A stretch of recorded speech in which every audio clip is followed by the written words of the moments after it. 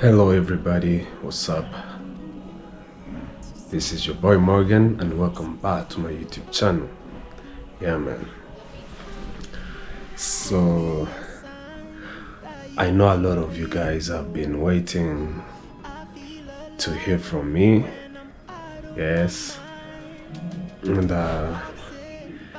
it's been now 2 weeks, almost 2 weeks, because tomorrow on Sunday, it will be 2 weeks now. As you've seen on the title, this is to tell you how it went down. Story of my parents, story of their passing. Yes, so first of all, let me talk about my mom. My mom is she was like this strong woman, who has passed through a lot in raising her kids,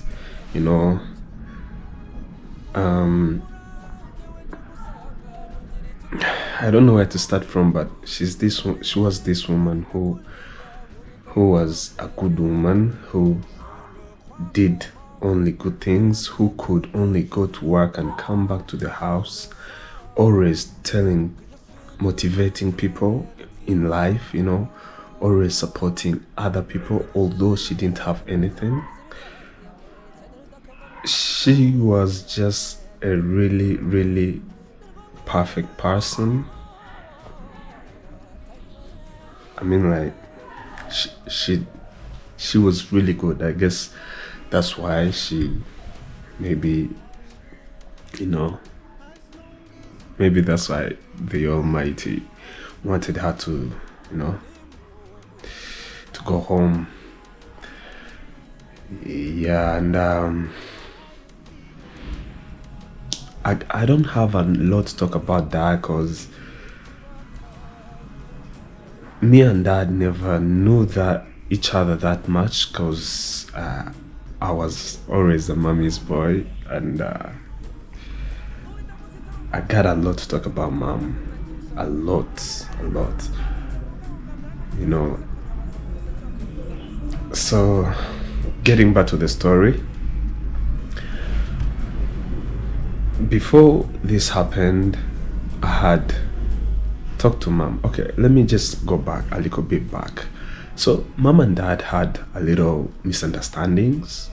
So Dad had to get to this job to Burundi, and then that's when he went.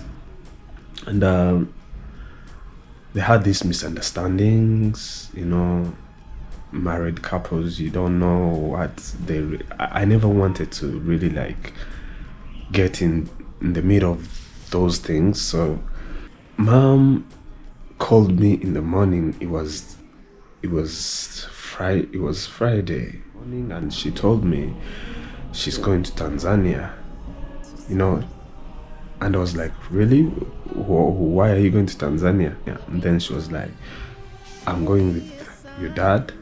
We have made up, and we think that it's really good if we had a vacation away from home, and sort other things up, like talk more about it. That was the plan. I was really happy to hear that, because Mom loves Dad a lot. So I was really happy, and I was like, okay, that means that everything is going now to change, like everything is going back to place. That made me happy, because she was happy, So I was like, okay. So when I coming back, she said she's going to spend there 2 days, and now she's going to call me when she gets to the border. That was supposed to be 5 p.m. 5 p.m. in the evening. So I was like, all right, so make sure you tell me. I'll be waiting, because I wasn't doing anything. I was just home chilling. So I was waiting on her to tell me that she's reached at the border and they have made her. I mean, they have met her and dad, And then when it reached 5 p.m., I never received any call from her, and I was like, all right, maybe she stuck up with something. Maybe let me give her some few maybe hours, And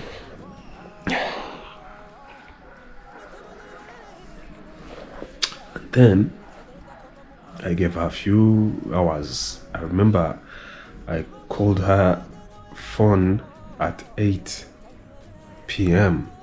Yeah, I called her phone at 8 p.m. I wanted to check on why hasn't she called. I mean, like, I knew the phone chances were 10% of it going through. So I was just like, okay, let me try my luck. I called, the phone didn't go through. I called, the phone didn't go through for 3 times. Like 3 times. I tried for 3 times and I never got anything. So I relaxed. I said, okay, maybe let me wait. Maybe she'll come through. Yes, I waited. And then 12 midnight, I said, this is not normal. Let me just try dad. I tried dad because dad, you cannot call dad unless it's on WhatsApp call. So I called him on WhatsApp and it didn't go through. I called his Tanzanian number directly. It didn't go through. And I was like, okay, let me try again, mom. I tried mom. It didn't go through. I was like, all right, maybe they passed through the border. Maybe they're still on the way. I don't know, because they were supposed to communicate. And then I said, all right, let me just get these wild thoughts off my mind. I'm telling you guys, I wasn't feeling easy. I was really uneasy. I felt it in my heart, and it really came across my mind that something was wrong. And what came across my mind was an accident. I'm telling you guys 100%. These things happened, and I think it was a sign. It was like some kind of being prepared of something that is going to happen. I don't know how to call this, but I felt it, So I slept. I really thought that I should not think about that shit and then get to my bed and sleep. I slept. Then in the morning, it was Saturday in the morning, I woke up. It was 8. I woke up at 6 in the morning, and then I went outside, did some push-ups, some little small exercises as a routine. And then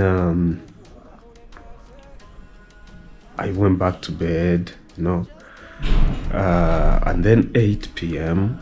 I called my aunt. That's mom's big sister, because she's the firstborn, the kids of my grandparents. So I called my aunt, and then I asked her, what's going on? Have you talked to mom? I haven't had a chance to, get through, talk to her. And then she said, yeah, she's fine. They have crossed the border. They're going to Tanzania. I was like, okay, that's good. I relaxed, and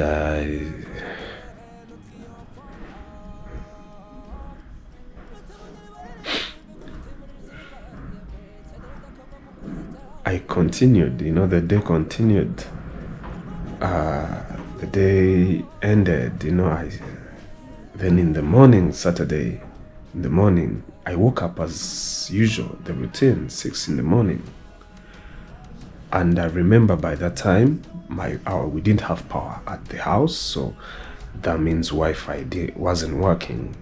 Because I know in the morning, 6 a.m. in the morning, nobody is going to look for me. Nobody's going to want to talk to me, I mean, like, everybody's sleeping, So I didn't care much to buy at least some bundles to use on internet rather than wait on the Wi-Fi, to come back on. So I said the routine in the morning, some push-ups, some exercises, then get back to bed a little bit, and then wake up, brush, wash my body, then make breakfast, stuff like that. That's what was on my mind. By that time in the morning, it was on Sunday in the morning. Then after exercising, I went back a little bit in bed, and then I slept a little bit. That time that moment when you just go back a little bit and then this sleep steals you. That's what happened. Then when I woke up, power had come back on. That means Wi-Fi was back on. So when I woke up, it was 10 a.m. in the morning. Then when I opened my phone, I got a lot of missed calls from Burundi, and a lot of missed calls on WhatsApp missed calls from back home. It's like, why are these people calling me? These are a lot of people calling me.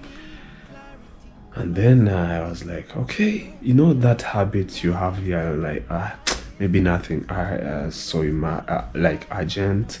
Maybe I'll call them later, stuff like that. Man, this thing hit me again. At the moment, I was thinking those things at the same time. This thing hit me again, like, this needs to change right now. Like that feeling. Then I decided I should call these people back.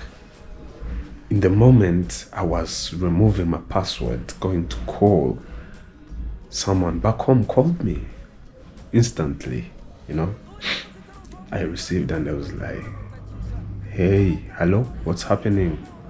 And then they were like, hey, haven't you heard? Where were you? Why were you not picking the phone? I was like, tell me, calm down, what is happening? Tell me. Then they were like, your parents had an accident. I was shocked. I didn't know how to respond to that. I was like, okay, come on. Is that why you guys are calling me like this? Are you guys kidding me? Is it real? You're telling? I didn't get it. For sure, it was like, no way. That can never happen.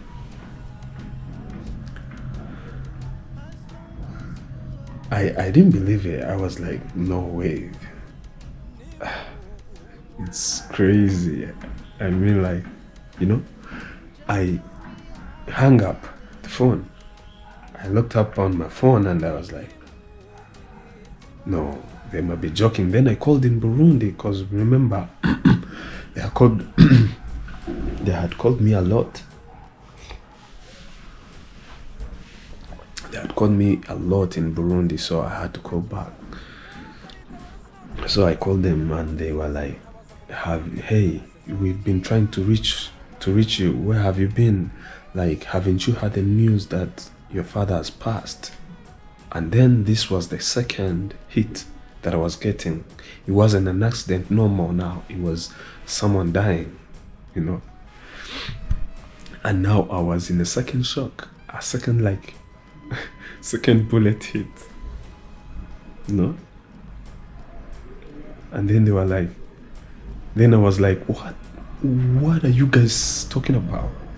What are you talking about? Like, there's no way. I mean, like, this has never happened in my family. I don't understand,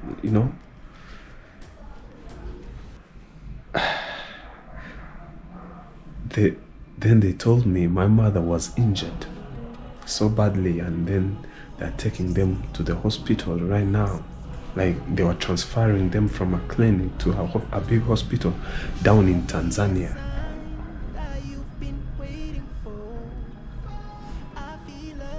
And then, yeah, it happened. You know, I was like, that's so impossible. I called again back home because remember I hung up on them. I called back home.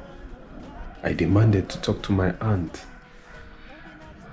Then she told me about my mom being injured. Her legs had been severely injured.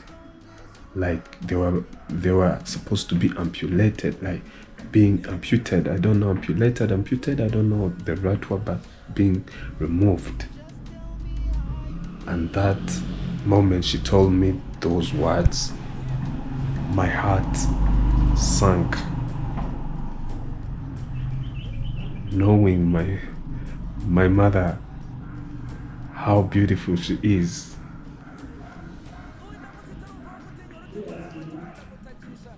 I didn't understand in my head how that I couldn't even picture anything of a sort in my entire life. Now it's happening to me right now. So I ran. I was from bed. I hadn't brushed. I hadn't bathed. I rushed, put on some clothes, and the cold cause me where I live. It's 2 hours away from home. From my parents' home, 2 hours away. So I ran out of the house like a mad person. Got into the car and ran. We drove very fast. And then in the middle, I remember I was like at least like 7 minutes away from home. And then my cousin called me right instant. I was about to get there. I remember I was 7 minutes away. My cousin called me in the middle of that, telling me that even mom is done. Like, she had stopped breathing.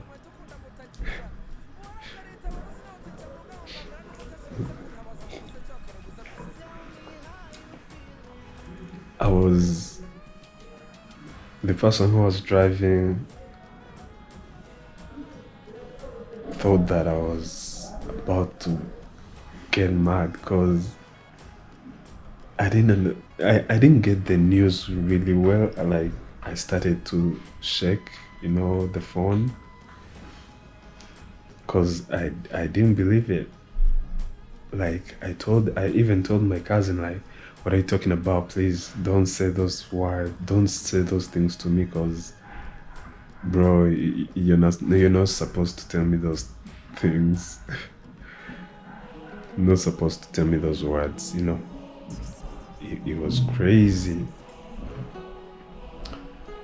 And then when I reached home, everybody was there. Everybody was there. Everyone was crying. When I was like 1 minute away from home, I was telling myself I'm not going to cry so that my little siblings can see me strong and stop crying, so that I could look like I'm the strong one, stuff like that. But when I saw everybody crying, I couldn't stop myself. I couldn't stop myself. I said, this is the moment. Let me just cry it out loud, and then my heart will feel good. I don't know. I just felt like I couldn't hold it anymore. So I held my brothers, my sisters, and hugged them so much. Cried with them, and then I told them, let this be the end of the crying. And my brothers really came out strong, except my sisters were having a little breakdown, but my brothers came out strong, and they really understood the task, and they really understood what that meant. And then the the next battle now was to understand and accept, what happened. We, as I told you in my past videos, I told you we come from a Muslim family, and Muslims have got rituals when it comes to burying and stuff like that. So when a person dies in Muslim culture, they bury them the same day that they died. They are not supposed to, to exceed 24 hours, But in our case, it was supposed to change because it wouldn't make any sense to bury my parents without me being there, So another battle now was to now work hard to get to Tanzania and bring the body to Rwanda. That was like 4 days of delay. 4 days of delay. At least one day, 24 hours of delay would make sense in the Muslim culture. But 4 days, that wouldn't make any sense. That was unacceptable. And given to the way they were pretty badly injured, I think it really made sense to not torture my parents and bury them in Tanzania. So all of the people who knew my mother, all of the people who came across my mother's good side or bad side, they were waiting for the bodies to arrive in this country. But I went in Tanzania wanting that. I didn't want to transfer my parents' bodies if they were in pieces. And another thing, one day had passed, 24 hours had passed, and my parents, being the Muslim they are, wouldn't really want me to transfer their bodies to this country, delaying them, torturing them again and again. It was enough, and I had made up my mind. I went to Tanzania, I had made up my mind, never told anyone what I was thinking, but I had made up my mind. It was meant to be, because remember, guys, I told you in the beginning of this story, my mom and dad had some quarrels and they were in the process of making the relationship work. And then they went together. Who am I to separate the bodies, to transfer and stuff like that? So I decided they should all be buried in Tanzania together. And trust me, guys, their tomb where we buried them is so really good, and they really liked it, and it was a good thing. Yeah. Reka dusoze tubasabira ababyeyi bacu, tubasabira Imana aho bateshutwe nk'abantu, kuko umuntu ni umuntu, Imana imubabarire, ariko nanone ibababarire bombi. Nanone Mana turagusaba ibyiza byinshi bakoze byiza bikuba inshuro nyinshi Mana, kandi twizeye ko bishoboye.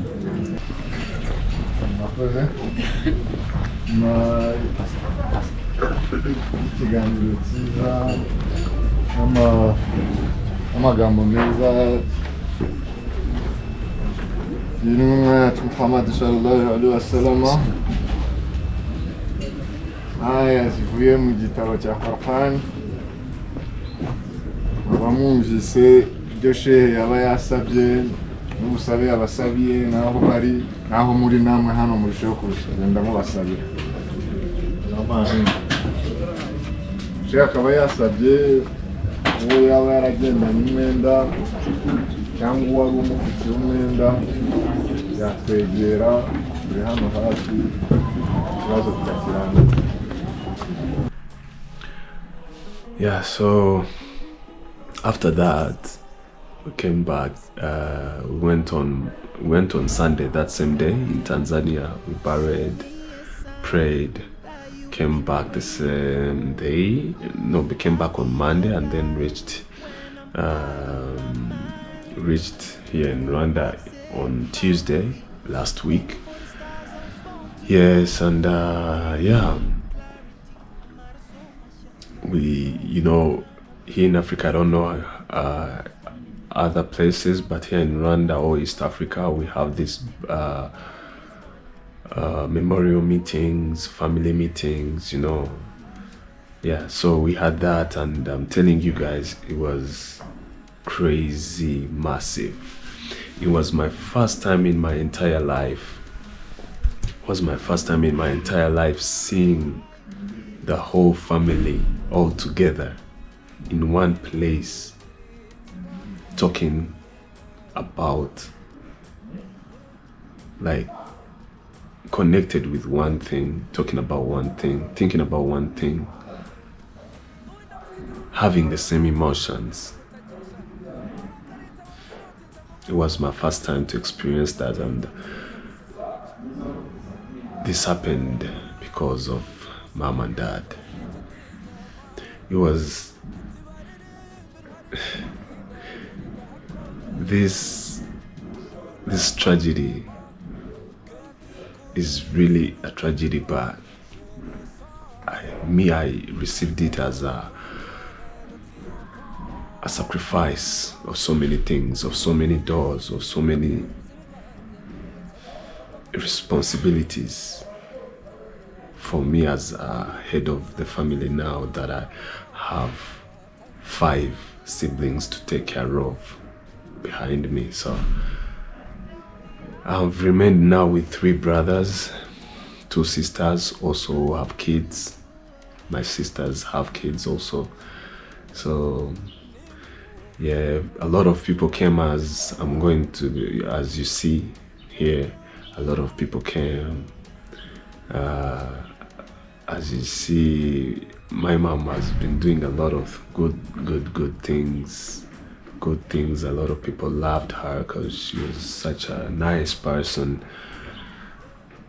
People didn't believe it. I really made sure that everyone knows. I went to Uganda to let people who worked with her for so many years, almost 20 years, know that she has passed. I've been preparing myself for all of these 2 weeks, guys. Preparing myself in the next chapter of life.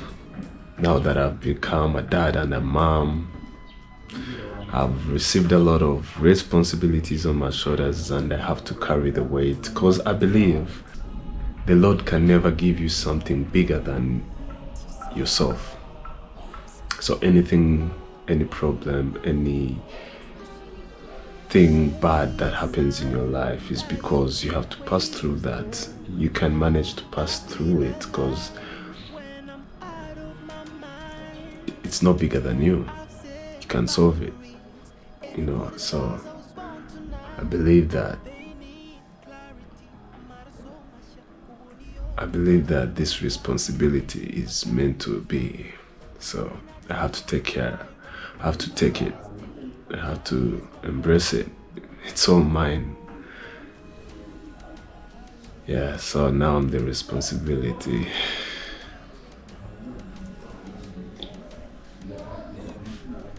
So yes, guys, that was the story of everything. That's what happened. That's what won. And now next week I'm starting to now get back to work and see if I can start taking care of everything now. Yes, and I want you guys to know that I'm ready. I'm going to manage it. I'm going to do everything, and I'm going to take you along the journey of this Chronicles. Yes, so thank you so much, guys. Please support Morgan Chronicles channel, and I really appreciate. I want to be taking you all along the journey of my life now that it has started now, guys. Officially, I'm telling you, it's official. I've started now a new chapter of life, new responsibilities, new design, new everything. So I invite you to come along with me, and let's ride together. Let's get on top. Let's be successful. That's all I can tell you, guys. Thank you so much. I love you guys. Ciao.